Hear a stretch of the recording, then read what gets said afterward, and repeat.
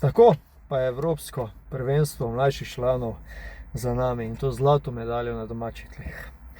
Spoštovane sledilke, spoštovani sledilci kanala Greh Sport, lepo pozdravljeni vnovič z mano. En takšen kratek, gledanje, videnje tega, kako sem sam doživel vse tole, kaj opažam oziroma na kaj gledam v prihodnje.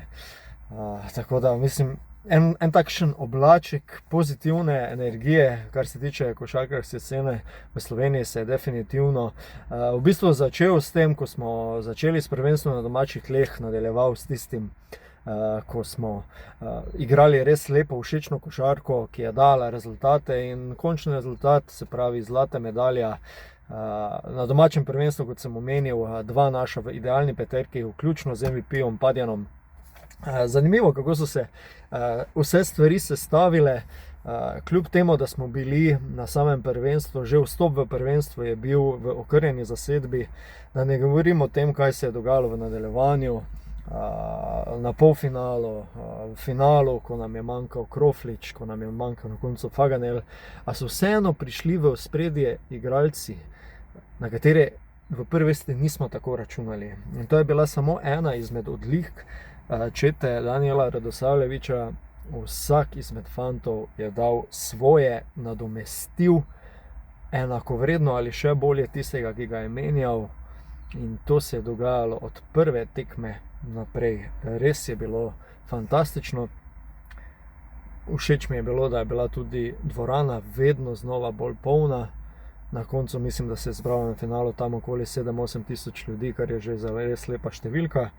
Me pa tukaj na začetku mogoče že malo zmoti, da se je ta dogodek nekoliko skril, ker se je ravno prekrival s svetovnim prvenstvom v nogometu. Seveda, ravno tako so bolj malo pozornosti v medijih dobili rokometaši z odličnim uspehom, tako da tole malenkost pokvari vso sliko, ampak v redu. Je pa bilo tu kar nekaj izjemnih stvari, začenši z trenerjem in pa strokovnim štabom Radosavljevićem, ki je fantastično opravil svoje delo, glede na to, kako je vodil moštvo, taktično, tehnično, potem seveda fantje nadgradili vse skupaj, ampak res je imel ogromno vpliva na te fante s svojo miselnostjo in svojo košarkarsko filozofijo. Nečesa nisem opazil. Nihče se ni bunil nad sodniškimi odločitvami. Ne trenerji, ne igralci. Igralci svojo igro niso se obremenjevali s stvarmi, na kateri niso imeli vpliva. To marsikdaj pogrešam pri svojem tako zvanem najljubšem igralcu, recimo, ali pa kar se prenese v člansko reprezentanco. In evo, ko sem ravno pri članski reprezentanci, nekateri igralci iz te generacije so že dobili priložnost v njej, predvsem v kvalifikacijah, Padjen celo na prvenstvu evropskem.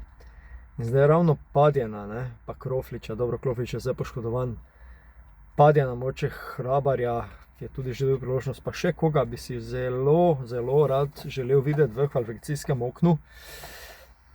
Bomo pa videli, koliko je to mogoče. Vemo, Padjan ima zdaj obveznosti v NCAA-ju, kdaj se ta odpravlja, ne vem. Hrabar je nov član Ilirije, ne Idrije, kot sem se zmotil nenamerno v prejšnjem podcastu, torej v Ilirijo gre, ABA ligo bo igral Hrabar. Tako da ja, v nekih medijih smo zasledili tudi, da se Wembanyama vrača proti Sloveniji. Se pravi, če sem dal v naslovu, ali bo dvoboj Padjen, kot neko vroče ime sem ga izbral ravno zdaj, proti Wembanyami, ja, mislim, da žal ne bo. Treba je biti tukaj zelo pozoren, kako so tale kvalifikacijska okna narejena. Padjen v bistvu, tudi če bo igral zdajle proti Wembanyami, morda res, ampak žal ne v Sloveniji, kajti prvo kvalifikacijsko okno zdajle, oziroma nadaljevanje kvalifikacijskih oken, najprej Slovenija gostuje v Franciji, šele februarja bo Francija gostovala v Sloveniji, kar je pa že jasno, da je Liga NBA že z zelo utečenem urniku, tako da žal ne bo nič. Mark Padjen. Kaj reče o tem fantu? Ogromno odgovornosti je prejel nase oziroma prevzel nase, posebno kot se je naš najboljši igralec, kar so tudi njegove besede, pa bi se lahko z njimi strinjal, Urban Kroflič, žal poškodoval. Kako bi se karte obrnile, še vedno sem prepričan, da bi postali prvaki, še vedno. Verjetno pa Padje ne bi imel takšne vloge, ne, bi se mogoče, oziroma najverjetneje bi se vloge nekako drugače razporedile, pa na koncu koncev ni zdaj to toliko važno, kolikor je imel smole Urban, toliko je imel potem sreče in seveda znanja moral prikazati Mark, in to je odlično, ne. To še enkrat več potrdi, koliko v bistvu širine je imela ta reprezentanca, ne. Nismo se ustrašili v bistvu ničesar in nikogar. Ne. Fantje so vedeli, da prihajajo na prvenstvo oslabljeni, to jih ni ustavilo, da je Faganel moral počivati zadnjo tekmo finale, da je Grošič imel pred finalom zvin gležnja, da Krofliča kapetana ni. Mi smo Srbijo razbili. Dobesedno smo jo razbili, niso imeli nobene možnosti za zmagoslavje. Zanimivo, ko sem poslušal izjave srbskih igralcev, so celo enega izmed razlogov, zakaj so izgubili, navedli, da so nekoliko podcenjevali Slovence. Ne, na domačem prvenstvu nas podcenjevati, mislim, da tole je recept, da se opečeš, ne. Tako ena zanimivost, no. Trener Radosavljević, da sem ga že prej omenil, ne. Zdajle razmišljam na glas. On je bil že v eni izmed prejšnjih akcij povabljen kot pomočnik selektorja, mislim, da se je imel možnost odzvati samo na začetku akcije. Mogoče čas za korak naprej. Zdaj tole bi treba biti previden, ne. Zdaj izkušnje, ki jih ima Radosavljević, so sledeče, ne. Nekaj medalj iz prejšnjih prvenstev v mlajših kategorijah, sicer je trener Triglavskega Triglava. Zdaj pa, da bi ti naredil preskok v člansko reprezentanco, na nek način si osebno to zelo želim. Kot drugo pa takoj voditi Luko Dončića in kompanijo, to so že neki drugi egi, to so že neke druge košarkarske vrednosti, kakovosti. Morda je ta preskok vendarle prevelik, bi si pa ga želel definitivno v strokovnem štabu, sploh pa ne bi bil jezen, če bi bil izbran za glavnega selektorja. Zdaj, Sekulić, glavni trener, je nekaj že dal reprezentanci, v zadnjem obdobju se nekako ne sklada z ekipo, to je moje opažanje. Ponuja se mu pogodba pri Barceloni, koliko vem, še ni nič uradnega, ampak je blizu tega. Mogoče pa to velik projekt Sekulića, mogoče je pa to zdaj tisto, kar se mora v celoti posvetiti, reče hvala lepa reprezentanci, da priložnost komu drugemu. Zdaj, če ne Radosavljević, mislim, da je Zdovc prost. Na drugi strani imamo Žaklja, ki izjemno delo opravlja trenutno pri Budućnosti, tukaj je Laković v Španiji. Mislim, imamo mi tu enih alternativ, s katerimi bi najverjetneje veljalo poizkusiti. Pa mogoče čas, da tudi v članski reprezentanci zapiha en nov veter, no? Ker se mi zdi, da to rabimo. Ne. In zdaj še posebno, če tudi Luke ne bo v tem novem kvalifikacijskem oknu, Wembanyama pa se vrne, malo me skrbi, malo me skrbi. Res je tu kar nekaj bilo na tem prvenstvu stvari, ki bi jih veljalo odcepiti v člansko ekipo, mogoče še malo pomladiti vse skupaj.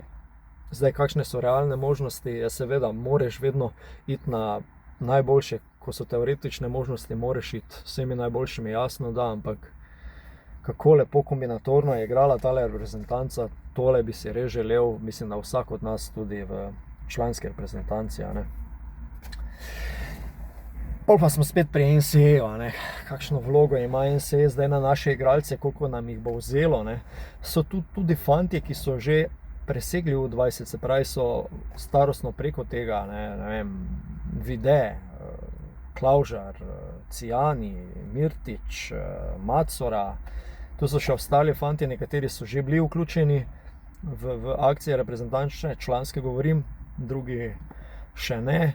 Vprašanje, koliko še imamo od njih, koliko lahko računamo na njih, mogoče se bo to čez kakšno leto, dve videlo bolj, ko se lahko oni vrnejo. Jaz res upam, da bi ti fanti napredovali, za dobro vseh nas in tudi njih, Cijan je letos je bil del akcije, smo videli, da ni to. Zdaj Klavžar je bil povabljen, ima obveznosti, upajmo, da lahko še na te fante računamo, vendarle 2029 dobimo nazaj skupino Evropskega prvenstva v Stožice, To je spet ena velika priložnost generacije, vprašanje pa, kaj še bomo imeli od te generacije, oziroma kdo je lahko pomaga.